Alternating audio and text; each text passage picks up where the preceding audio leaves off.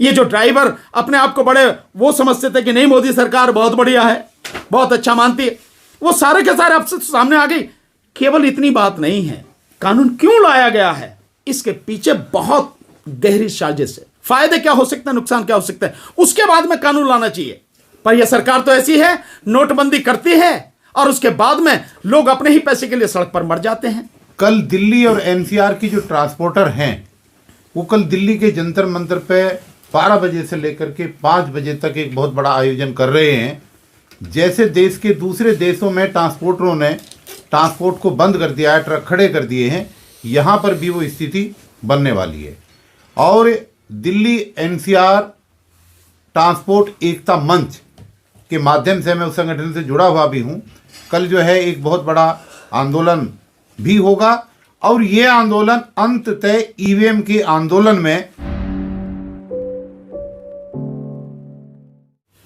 एक तो जो ये ट्रांसपोर्ट का मसला चल रहा है, मोटर व्हीकल एक्ट में, या यूं कहो कि आप आईपीसी में जो अमेंडमेंट किया गया है कि अगर एक्सीडेंट हो जाए तो 10 साल की सजा ड्राइवर की, वो ड्राइवर कोई भी हो, चाहे मोटरसाइकिल का हो चाहे ट्रक का, और 7 लाख रुपए जुर्माने, जिसको लेकर पूरे देश में जो ड्राइवर हैं उनमें जबरदस्त रोष है और हड़ताल पर उतरे हुए हैं। कई जगह देश में आज की तारीख में, इस समय जिस समय आपसे बात करूं, पूरी तरह से चक्का जाम है। और यह बहुत गलत है जो सरकार ये कानून लेकर आ रही है। लेकिन क्यों लेकर आ रही है सरकार ये कानून, वो भी मैं बताऊंगा। उसके पीछे असली मुद्दा क्या, असली उसकी मंशा क्या है। उसकी मंशा केवल यही नहीं है कि बस कानून को थोड़ा सा कड़ा बना दो और सजा 10 साल की कर दो, 7 लाख जुर्माने। नीयत कुछ और है।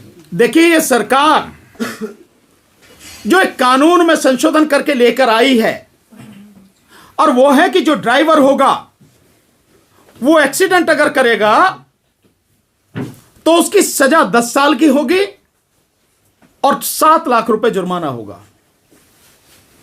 सजा 10 साल की और 7 लाख रुपए जुर्माना।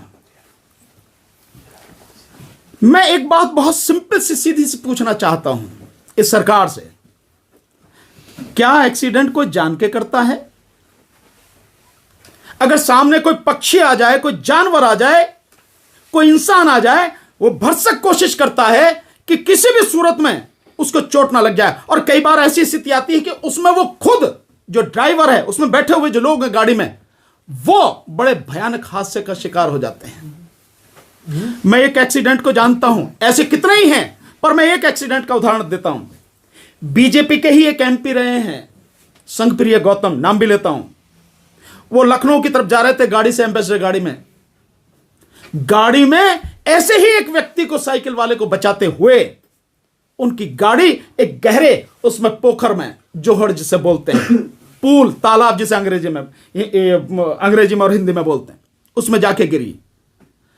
उनके परिवार के 4 लोगों की मौत हुई, 4 लोगों की, जिसमें उनका बेटा भी था। उनका बेटा, 4 लाशों का अंतिम संस्कार बुलंदशहर में हमने खुद, हम सब ने मिलकर वहां किया था। स्थिति क्या रही होगी आप इसका अंदाजा लगाओ। तो कोई भी जानबूझकर एक्सीडेंट नहीं करता, एक्सीडेंट हो जाता है। एक्सीडेंट यही तो नाम है, घटना, दुर्घटना हो जाता है। आप उसमें इतनी कड़ी सजा का प्रावधान कर रहे हो। अगर आपको लगता है कि इसकी जरूरत है और आप इसे रोकना चाहते कि कोई जानबूझ के ना करे, तो भाई उसके लिए तो कानून पहले से ही है। अगर कोई व्यक्ति जानबूझकर एक्सीडेंट करता, चोट मारता है, तो नियत देखी जाती है इंटेंशन कानून में, तो उसके लिए तो कानून है ऑलरेडी। अगर वो किसी की हत्या करता, कराया जाता है, बहुत से लोग एक्सीडेंट के माध्यम से मरवाते हैं लोगों को, उसके लिए तो कानून है।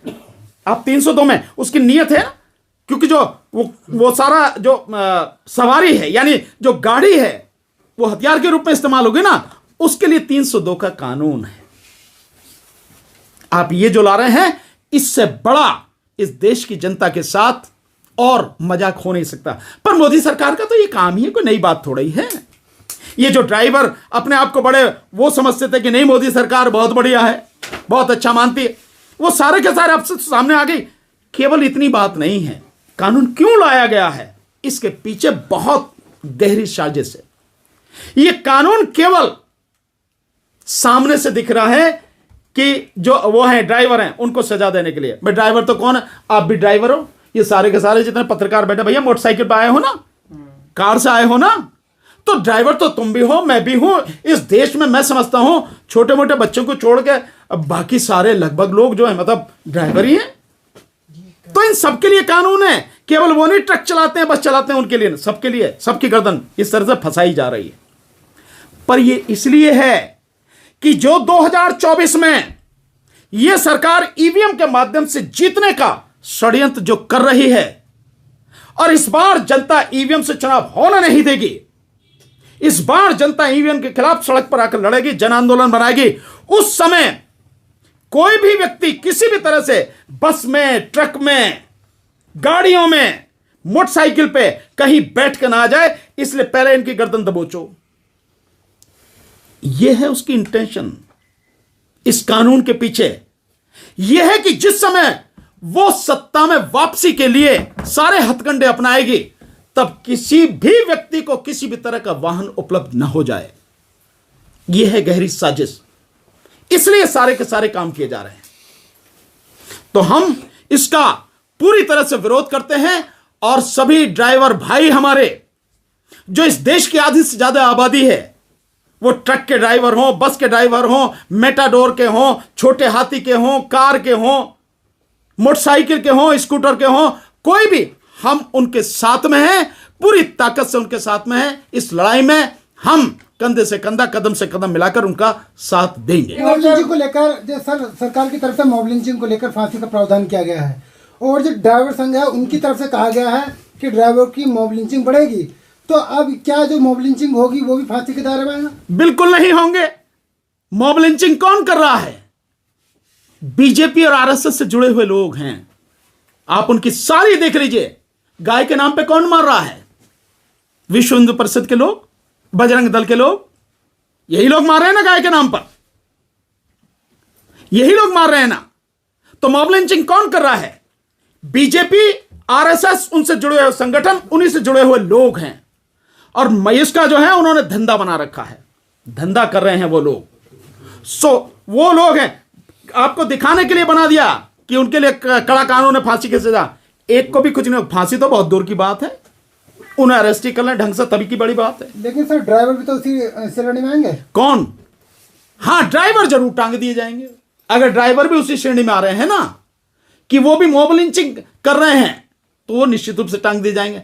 रही इसकी बात, मॉब लिंचिंग बड़े आराम से रुक सकती है, इसके लिए किसी कानून की जरूरत नहीं है। जो आरएसएस और बीजेपी के मुखिया हैं और जो इनके संगठनों के लोग हैं, इन्हें यही तो कहना है कि हमारा कोई भी आदमी किसी भी तरह से कोई मॉब लिंचिंग नहीं करेगा। मॉब लिंचिंग में कौन मारा गया?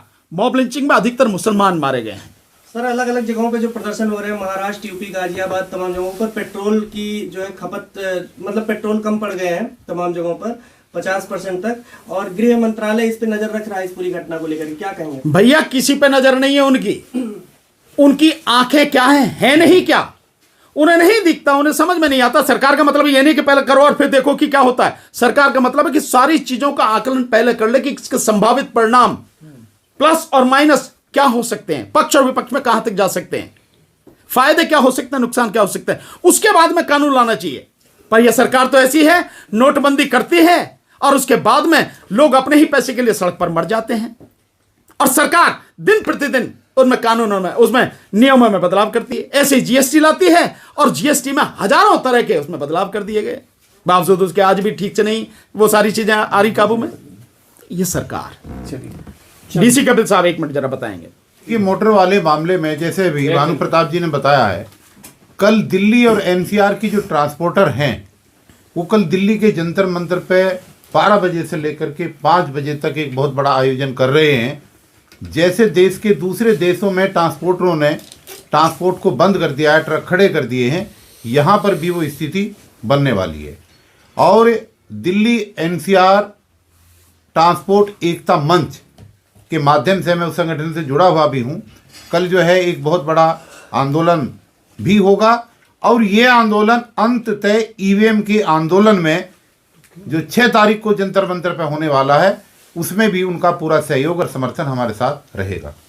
तो ये जितने भी आंदोलन धीरे धीरे चल रहे हैं, ये ईवीएम हटाओ आंदोलन के साथ आने वाली 6 जनवरी को जंतर मंतर से जो है सब लोग जुड़ेंगे और पूरे लोग जो है एक साथ हम लोग आगे बढ़ेंगे। बस यही नई जानकारी थी। खबरों में बने रहने के लिए फोरम 4 को सब्सक्राइब करें और नोटिफिकेशन पाने के लिए बेल आइकन दबाएं।